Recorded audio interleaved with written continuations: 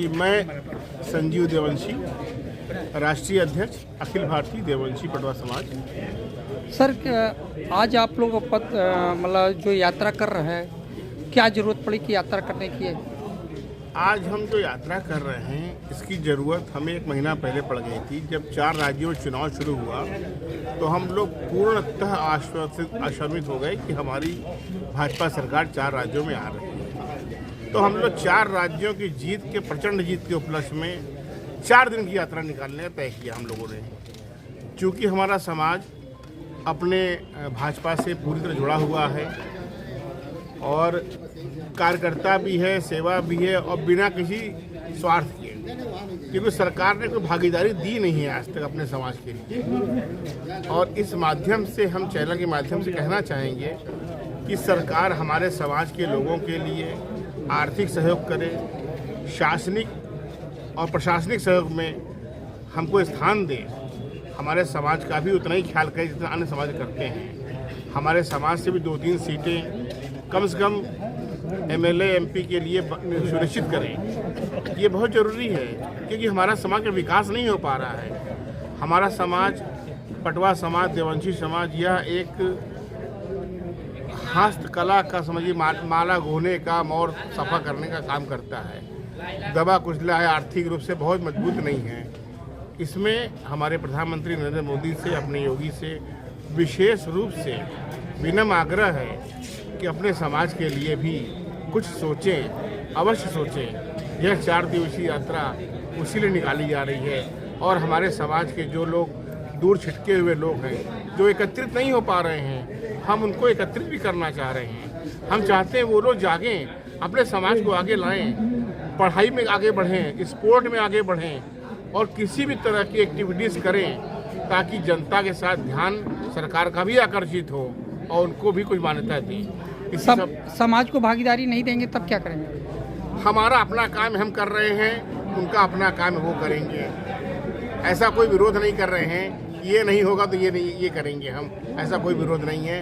हम लोग धार्मिक लोग हैं और हमेशा धर्म की राह पे चलते हैं, देश की सेवा में लगे रहते हैं, राज्य की सेवा में लगे रहते हैं और इसलिए वो नेचर ही नहीं है।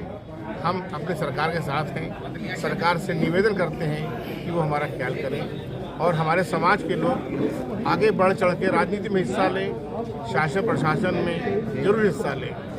मेरा विनम्र आग्रह सभी से है और एकजुट हो, शिक्षित हो और संघर्ष तब तक करें जब तक जीत हासिल नहीं हो जाती। आप अपना नाम परिचय बताएं।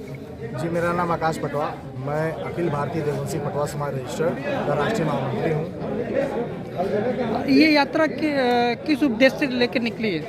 देखिए, एक सामाजिक यात्रा है, पटवा समाज जन जागरण यात्रा इस यात्रा का नाम है और इस सामाजिक यात्रा के माध्यम से हम अपने समाज के जहाँ भी लोग, जितने भी लोग हैं, क्योंकि हम सुबह अपने वाराणसी से निकलते हुए, पड़ाव चौराहा से होते हुए, चंदौली से होते हुए सकरलिया हम पहुँचे हैं। ये यात्रा का हमारा प्रथम दिन है और आगे लगभग पूरी यात्रा का समीकरण ये है कि 1200 किलोमीटर की यात्रा हम लोग करने जा रहे हैं। जहाँ भी हमारा समाज जितना भी है, सबको एकीकरण के माध्यम से हम सरकार तक ये आवाज़ पहुंचाना चाहते हैं कि हमारी राजनीतिक भागीदारी कहीं ना कहीं अब होनी चाहिए। ये 2024 को देखते हुए आप लोग क्या तैयारी तो नहीं कर रहे हैं? जी, तैयारी ही मान लीजिए इसको, एक तरह से इसको तैयारी ही मान लीजिए। मैं सरकार से ये मांग करता हूँ कि हमारे समाज को भी कहीं ना कहीं स्थान, उचित स्थान दिया जाए, जिससे हमारा समाज, क्योंकि हमारे समाज लगभग 90% 95% ऐसे लोग हैं जो भाजपा से जुड़े हुए हैं और भाजपा से जुड़ने के नाते हमेशा सिर्फ और सिर्फ वोट देने का कार्य किया गया है।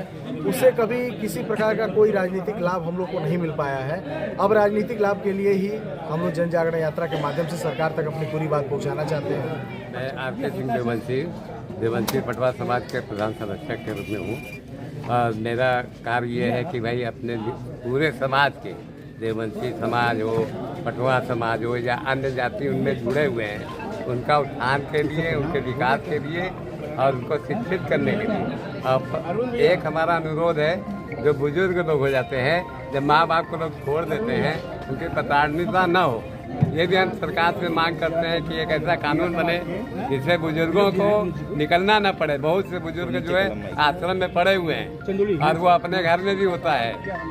उनको पैसा नहीं चाहिए, उनको सम्मान चाहिए। उस सम्मान के लिए जीते हैं कि कम से कम 2 बोल बच्चे आके बोले, वो मिल नहीं पाता है आज के युग में। ये मेरी सरकार से बहुत अनुरोध है कि कृपया ध्यान दें। चाचा, आपने इस समाज का उत्थान के लिए बड़ा मेहनत किया है और इस समाज को आगे बढ़ाने में बहुत बड़ा योगदान है। आगे क्या योगदान रहेगा? हमारा योगदान आज 60 साल से हो रहा है। 60 साल से लगातार मैं जितना चलाया हूँ, समाज में हमारा एकता बना हुआ है और आगे मेरा यही भविष्य जो हमारे अध्यक्ष जी या महामंत्री जी ने कहा है उसको सरकार ध्यान दे, आगे यही काम है।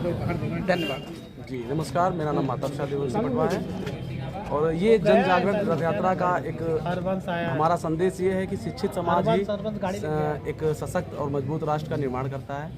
तो हम अपने राष्ट्रीय नेतृत्व के माध्यम से आदरणीय राष्ट्रीय अध्यक्ष संजीव देवंशी जी, राष्ट्रीय महामंत्री आकाश पटवा जी के नेतृत्व में ये संदेश पूरे जनता सर्व समाज तक पहुंचाना चाहते हैं कि शिक्षा और संगठन के माध्यम से हम एकजुट होकर के समाज और राष्ट्र के निर्माण में अपनी भागीदारी सुनिश्चित कर सकते हैं। आपका संगठन पूरे प्रदेश में चला? जी बिल्कुल, हमारा संगठन प्रदेश के 47 से 48 जिलों में इकाइयाँ गठित हैं और इस अनुसार हम लोग शिक्षा और स्वास्थ्य पे कैंप लगाते हैं। निःशुल्क कैंप का परिचालन कर रहे हैं सफलतापूर्वक पिछले 2-3 सालों से। तो ये यात्रा कहाँ तक जाएगी? ये यात्रा वाराणसी से प्रारंभ होकर चंदौली, गाजीपुर, मऊ, देवरिया, गोरखपुर के बाद अयोध्या स्टे होगा दूसरा दिन, बाराबंकी, लखनऊ होते हुए रायबरेली स्टे करेगा तीसरा दिन। उसके बाद रायबरेली से स्टार्ट होकर प्रतापगढ़, मछली शहर, जौनपुर, भदोही होकर वाराणसी में चौथे दिन का समापन होगा। आप अपना नाम परिचय बताएं। मैं विजय कुमार गुप्ता, राष्ट्रीय प्रवक्ता, अखिल भारतीय देवंशी पटवा समाज। आपसे आप प्रवक्ता भी हैं और प्लस संगठन के एक ऐसे जड़ हैं जिसका कोई कल्पना नहीं किया जाता। ये संगठन के बारे में आप आगे की रणनीति क्या है? मैं सबसे पहले ये बता देना चाहता हूँ कि हमारा पटवा समाज क्या है, हम कहाँ से आते हैं, हमारा क्या पेशा है, हमारी उपस्थिति कितनी है, हमारी जनसंख्या कितनी है, हमारा उद्देश्य क्या है। तो मैं एक लाइन में बोलता हूँ, हमारा जो समाज है पटवा समाज विभिन्न नामों से जाना जाता है। देवंशी के नाम से, देवर के नाम से, पटवा के नाम से, गुप्ता के नाम से, तरह तरह के नाम। एकीकरण नहीं है। इस यात्रा का सबसे बड़ा उद्देश्य समाज को एकीकरण है। जब हम समाज संगठित होगा, आप सभी जानते हैं, जब हम संगठित होंगे तो वो समाज ही कुछ विकास कर सकता है, अपने लिए कुछ रख सकता है। हमारे राष्ट्रीय अध्यक्ष आदरणीय संजीव देवंशी जी ने, महामंत्री जी आकाश पटवा जी ने आपको बताया कि राजनीति में हमारी शून्यता है।